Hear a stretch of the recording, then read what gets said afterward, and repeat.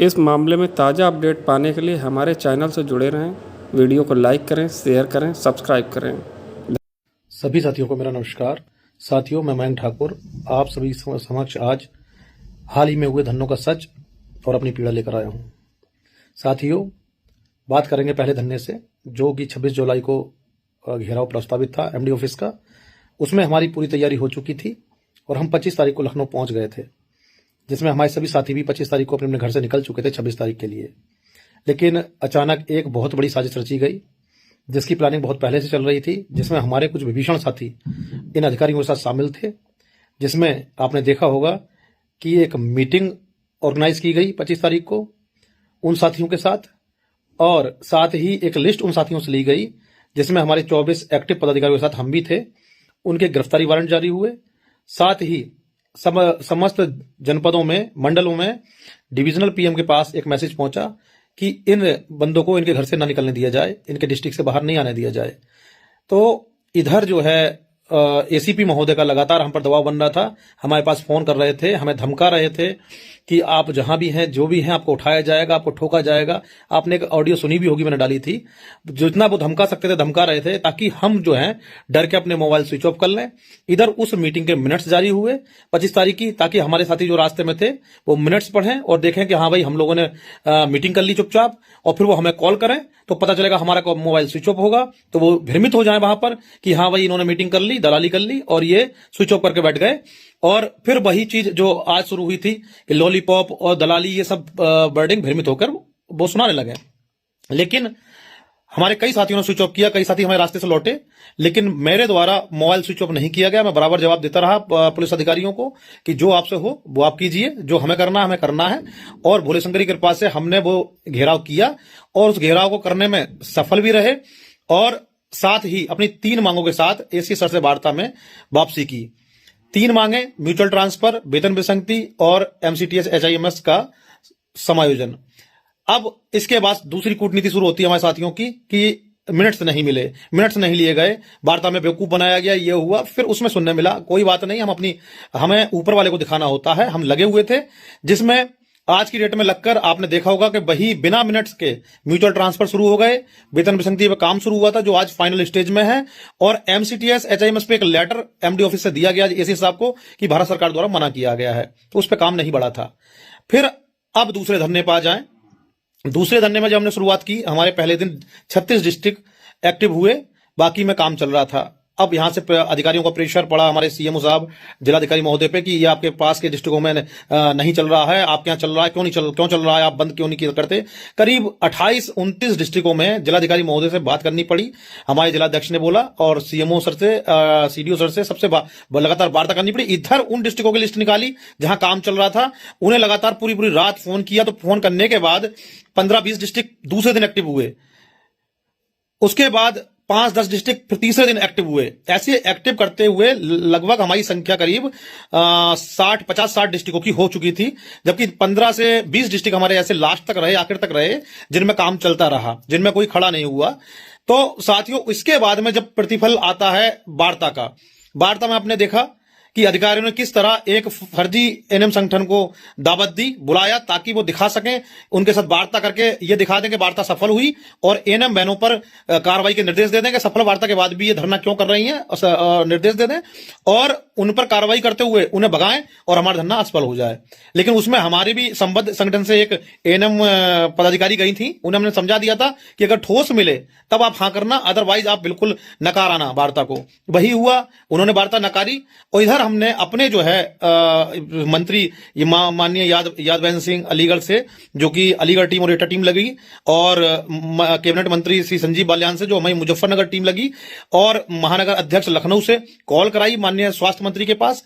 तो आपको जानकर ताज्जुब होगा कि माननीय यादवेंद्र जी ने तो खैर सीधे बात की हमारी एमडी महोदया से, एसीएस सर से। तो उन्हें ज्ञात हुआ, उन्होंने बताया कि आप ये उल्टे सीधे संगठनों से वार्ता क्यों कर रहे हैं, गलत संगठनों में वार्ता क्यों कर रहे हैं, आप सीधे उस संगठन से वार्ता करें जो हड़ताल में शामिल है, इस तरह से हड़ताल खत्म नहीं होगी, उन्होंने बोला उन्हें। प्लस आपको बता दूं कि एक बहुत बड़े ताज्जुब की बात कि माननीय संजीव बालियान जी, आप मुजफ्फरनगर में हमारी टीम से मालूम कर लें, जब उन्होंने वार्ता की स्वास्थ्य मंत्री जी से, तो स्वास्थ्य मंत्री जी ने सीधे बोला कि अरे कहां, ये तो 4-5 जिलों में धरना चल रहा है, केवल पूरे प्रदेश का कहां है, और ये गिरोह है, वो एक गिरोह है जो कि कर्मचारी वगैरह नहीं है। इसमें एक गिरोह है, ये यही काम करते हैं दूसरी पार्टियों की सह पर। तो माननीय मंत्री जी ने बोला कि भाई 4-5 जिलों की बात कर रहे हैं आप, तो मेरे मंडल में ही 4-5 तीन जिले हैं और आसपास के 2-3 जिलों में चल रहा है, तो ये 5-6 जिलों में तो मेरे पास ही चल रहा है, जिनके कर्मचारी मेरे पास आ चुके हैं। बाकी पूरी यूपी में नहीं चल रहा है क्या? उन्होंने बताया भी कि मैं झूठ नहीं बोल रहा हूं जयप्रताप जी, ये धरना पूरे प्रदेश में चल रहा है और आप इसका संज्ञान लीजिए, इनसे बात कीजिए। जब इतना दबाव बनाया, ये लगा लिया, फीडबैक क्या मिला था हमारे ऊपर कि 3-4 जिलों में 5-4-5 जिलों में धरना चल रहा है और हम एक गिरोह हैं, ये फीडबैक दिया गया था। इधर दूसरा जब दबाव पड़ा, तो दबाव पड़ने के बाद जब हमारे संगठन को बुलाने की बारी आई प्रेशर में, तो एक बहुत बड़ा चक्रव्यूह रचा गया। आप यहां पर ध्यान दें, मेरी बातों पर ध्यान दें, जो साथी हमारे भ्रमित हैं वो साथी हमारे ध्यान दें कि वो चक्रव्यूह क्या था। चक्रव्यूह में हमारे ही विपक्ष के करीब 10 संगठन, जब हड़ताल हमारी थी, हड़ताल हमने की, तो हमसे वार्ता होनी थी, लेकिन विपक्ष के जो हड़ताल में शामिल नहीं थे, कहीं आसपास तक नहीं थे, जिन्होंने हड़ताल का विरोध किया था, उनको 10 संगठनों को करीब बुलाया गया, जिसमें मैं और मेरा एक सहयोगी संगठन आरबीएस के था। बाकी जो 10 संगठन थे, 8 संगठन थे, आप लेटर देख लीजिएगा मीटिंग का, उन्हें इनवाइट किया गया। केवल किस लिए? केवल इसलिए कि अगर हम वार्ता में ना जाएं नाराज होकर, तो वहां दिखा दिया जाए कि साहब 2 संगठन या 1 संगठन नहीं आए, बाकी 8 संगठनों से वार्ता सफल रही, और उसके बाद तुरंत एकदम कार्रवाई के वो कर दिया जाए कि भाई वार्ता सफल रही, फिर भी हड़ताल कर रहे हैं, इसका मतलब सरकारी छवि खराब करना चाहते हैं और हमारे साथियों पर कार्रवाई हो जाए। फिर पहले मूड नहीं था, लेकिन मैं फिर उस वार्ता में गया ताकि ऐसा कुछ ना हो। उस वार्ता में जाने के बाद फिर क्या चाह रहा था, अगर वार्ता वहां विफल की जाती तो फिर वही रहता कि भाई 1 या 2 संगठन द्वारा वार्ता में नाराजगी थी, उन्होंने नहीं माना, लेकिन हमारे 8 संगठनों द्वारा या 9 संगठनों द्वारा संपूर्ण सहमति मिली, जिस पर वार्ता सफल की गई। फिर साथियों पर कार्रवाई के आदेश हो जाते, बिल्कुल संज्ञान में था हमारे। तो हमारे ऊपर इतना बड़ा प्रेशर था, इतना बड़ा चक्रव्यूह था वो, कि एक अभिमन्यु बना के मुझे वहां बैठा दिया गया था, और उस अभिमन्यु को या तो अपने साथियों के लिए कुछ लेना था और अपनी जान गंवानी थी, और या फिर सब कुछ छोड़ना था और अपने साथियों पर कार्रवाई होनी थी। 2 ऑप्शन थे। तो वहां साथियों पर कार्रवाई ना हो, क्योंकि अपने साथियों, अपनी सेना को हमें बचाना है। मैं उस वार्ता में गया। उस वार्ता में जाने के बाद मुझे लगा कि प्यार से जितना कुछ मिल जाए उतना ले लिया जाए, और लेने के बाद में अपने साथियों पर होने वाली कार्रवाई से उनको बचाया जाए, बस ये एक लक्ष्य था। तो प्यार से वहां पर जो मिल गया, ऊपर वाली कृपा से, भोले शंकर की कृपा से, क्योंकि सबकी मेहनत थी, हमारे साथियों सच्चे दिल से मेहनत थी, हमारी मातृत्व शक्तियों की मेहनत थी, हमारे और सब साथियों की मेहनत थी। तो उस मेहनत को देखते हुए ऊपर वाले की कृपा थी कि जो मिला उसे लेते हुए वार्ता को वहां सहमति दी। सहमति देने के बाद उपरांत जब हम आए बाहर, तब बाहर आने से पहले ही हमारे उन साथियों और सरकार के एजेंटों द्वारा एकदम जो मैसेज बना रखे थे पहले से, कॉपी पेस्ट कर दिए गए कि क्या मिला, लॉलीपॉप मिला, धोखा मिला, ये कुछ नहीं मिला, और मयंक ठाकुर मुर्दाबाद, और मयंक ठाकुर ये और मयंक ठाकुर वो, ये सब इसलिए कर दिया गया कि ताकि जो साथी हमारे इस चाल को, इस चक्रव्यूह को ना समझ पाए, वो सीधे सीधे उस मैसेज से भ्रमित हो जाएं, और साथ ही एक वो शुरू हो लड़ाई, जो कि एक शुरू हो गई सोशल मीडिया पे। वो साथी समझ नहीं पाए और उन्होंने भी लगा, धोखे में रह गए कि हाँ भाई बहुत कुछ गलत हो गया। लेकिन साथियों, आपको एक चीज बताऊं, उस अभिमन्यु की तरह मैंने वहां लड़ाई ली, और लड़ाई करने के बाद मैं हारा, मैं पर्सनल हारा, लेकिन अपने साथियों को नहीं हारने दिया। मैं पर्सनल हार गया क्योंकि मेरे साथी भ्रमित हुए, लेकिन मैंने अपने साथियों को नहीं हारने दिया, उनकी जीत हुई। कम से कम उस चक्रव्यूह में के उपरांत भी अपनी 4 मांगों को लेकर हम बाहर आए। और दूसरी बात, उन 4 मांगों के लिए जो एक पीटा जा रहा है, ढपली पीटी जा रही है कि ये कुछ नहीं हुआ, मिनट्स नहीं हुए, ये नहीं हुआ, मैं आपको बता दूं, मिनट्स म्यूचुअल ट्रांसफर के भी नहीं हुए थे, मिनट्स वेतन विसंगति के भी नहीं हुए थे, लेकिन वही वेतन विसंगति होते हुए फाइनल स्टेज पे है, और वही म्यूचुअल ट्रांसफर होने लगे, और वही ये 4 मांगे भी हमारी पूरी होंगी, आप देखिए। लेकिन साथ ही एक चीज आपको अवगत करा दूं कि इस पूरे खेल में सबसे बड़ा अफसोस रहा मुझे, जब मुझे पता लगा कि कहीं ना कहीं हमारे महामंत्री को गुमराह कर या जानबूझकर वो भी इस पूरे घटनाक्रम में शामिल थे। और मैं कभी अधिकारियों से मात नहीं खाया, लेकिन मात अपने साथियों से। कहां तक इंसान लड़ेगा? अरे अपने सामने वाले से लड़ेगा, अपने साथियों से लड़ेगा, या इतने करीबी के साथ लड़ेगा? उन्हें गुमराह कर शामिल किया गया या जैसे भी शामिल किया गया, लेकिन आखिर तक मिनट्स निकालने की जिम्मेदारी यहां उन्हें देकर आया था। और साथियों, एक चीज बता दूं आपको मैं कि मेरा खुद का जब से 10 तारीख से धरना स्टार्ट हुआ था, इतना प्रेशर बना दिया था जिलाधिकारी महोदय ने कि स्वास्थ्य विभाग के थ्रू, हर एक बात के थ्रू मेरे ऊपर इतना प्रेशर था, उसके बावजूद भी मैं आप सबके लिए खड़ा था। यहां तक कि मेरे ऊपर उन्होंने स्वास्थ्य विभाग से नहीं चला, FIR कराई गई, मेरे मीटर कटवाया गया, उसमें ओवरलोड दिखाया गया, करीब 1,37,000 का मेरे ऊपर जुर्माना पड़ा। उसके बाद भी मैं खड़ा रहा लगातार, मैंने अपनी चिंता नहीं की, क्योंकि मुझे अपनी चिंता नहीं थी, अपने साथियों की चिंता थी।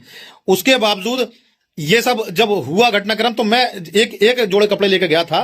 तो मैंने पहली बार, हर बार मैं मिनट्स निकलवा के तब आता था, लेकिन इस बार मैंने अपने महामंत्री को जिम्मेदारी सौंपी। मैंने महामंत्री जी, एक जोड़े कपड़े थे, मैं जा रहा हूं, मेरे पास अब नहीं है कुछ भी, आपकी जिम्मेदारी है इस बार कि आप निकलवा के आएंगे। वो जिम्मेदारी वहां सौंपी, लेकिन वहां से वो मिनट्स किस तरह दूसरी पार्टी के ऊपर सौंप दिए गए, जो विपक्षी पार्टी, और किस तरह उसने अपने हिसाब से निकलवाए और अपना संगठन का नाम डलवाया, हमारे संगठन नाम गायब कर दिया उसमें से। वो सब एक बहुत बड़ी रणनीति थी जिसमें हमारे अपने भी इतने करीबी शामिल थे। इसका मुझे इतना दुख हुआ कि आज की डेट में मैं बोल रहा हूं कि आप सबके समक्ष कि अब जो है ये अप्रैल तक जो समय है, मैं पूरी कोशिश करूंगा और मैं कहता भी हूं, कंफर्म कहता हूं कि आप सबकी ये मांगे 4 लेकर आऊंगा, लेकिन इसके बाद मैं आगे सेवा नहीं दे पाऊंगा। मैं माफी चाहता हूं कि जहां इतना सब हुआ बस यहीं तक मेरी सेवा रहेगी। मैंने मुझे पता है मैंने कैसे मेहनत की थी, एक जिले में लटक लटक के जाके संगठन खड़ा किया था, और एक ट्रेन में लटक लटक के मैं आज की डेट में भी जाता हूं और मीटिंग करता हूं आप सबके लिए। और इसके बावजूद अपने भी, पराये भी, अधिकारी भी, सब लोग एक मुझ पर केंद्रित कर दें, मुझ पर फोकस हो जाए, मैं नहीं सह पाऊंगा। बहुत हो गया, अब इतना काम और रह गया है कि मुझे पता है दूसरों हाथों में डालूंगा, खत्म हो जाएगा। विरोधी भी लगेंगे कि ये काम ना हो ताकि हमारा संगठन टूटे, लेकिन मैं अब इसके आगे और नहीं कर पाऊंगा। दूसरी बात, जिन साथियों को ये लगता है कि हमने ये लिया, वो लिया, ये ले लिया, मैं बता रहा हूं आपको साथियों, कर्मचारी हित से जो खिलवाड़ करेगा, कर्मचारी हितों के साथ जो सौदा करेगा, उसकी खुद का नहीं, पीढ़ी का नाश हो जाएगा। कोई अपने साथ कुछ लेके नहीं आया, ना कुछ लेके जाएगा, लेकिन अपने बच्चों के, अपने घर के लिए करता है। लेकिन आपको सब बता दूं, अगर मैं इसमें शामिल हूं, मैं या कोई शामिल है, बिल्कुल बचेगा। ऊपर वाला सब देखता है। मैं भोले शंकर का पुजारी हूं, इष्ट देव है। मैं भोले शंकर से कहता हूं कि उसका नाश करेगा, बिल्कुल उसके कीड़े पड़ेंगे, उसकी पीढ़ी दर पीढ़ी वो खत्म हो जाएगा बिल्कुल। जिसने एक पैसा भी, एक चवन्नी भी इस हड़ताल या धरने के आज की डेट में या पहले किसी धरने में लिया हो, स्पष्ट करता हूं, तो इस बुलापे में न रहे कि मयंक ठाकुर कहीं किसी के सामने झुक जाएगा, चाहे पैसे के बल पे, किसी के बल पे, नहीं, कभी नहीं। अपने साथियों हितों के साथ कभी खिलवाड़ ना सोचा है, ना सोचूंगा, कभी ना करूंगा। और मैं संगठन में हूं, और जिस दिन संगठन छोड़ूंगा उसके बाद भी संगठन हित, कर्मचारी हित में ही लगा रहूंगा, कभी भी विरोध में नहीं आऊंगा। और लास्ट में आपको बता दूं कि मेरे जिलाध्यक्ष, मेरे जो सैनिक, सच्चे सैनिक, जिन्होंने अपनी आखिर तक लड़ाई लड़ी, शुरू से लेकर खड़े रहे और आखिर तक लड़ाई लड़ी, नहीं डिगे, उन सबका मैं तहे दिल से धन्यवाद करता हूं। अपनी मातात्व शक्तियों, उन एनएम बहनों को दिल से धन्यवाद करता हूं जो इस लड़ाई में शामिल रही और आखिर तक लड़ी। बस थोड़ा सा लोगों ने भ्रमित किया, चक्रू रचे, उनके उसमें जो उन्हें भ्रम हुआ, मैं आज दूर कर रहा हूं। इसके बाद शायद मैं कोई पोस्ट या कोई भी वीडियो लेकर नहीं आऊं। आप सबसे माफी चाहता हूं, और बस ये अप्रैल तक का कार्यकाल मैं पूरा करूं। इसके बाद आप सभी से हाथ जोड़कर माफी चाहता हूं। आप सबकी सेवा में लगा रहूंगा, हमेशा रहूंगा, लेकिन इस पद पर नहीं रहूंगा। धन्यवाद।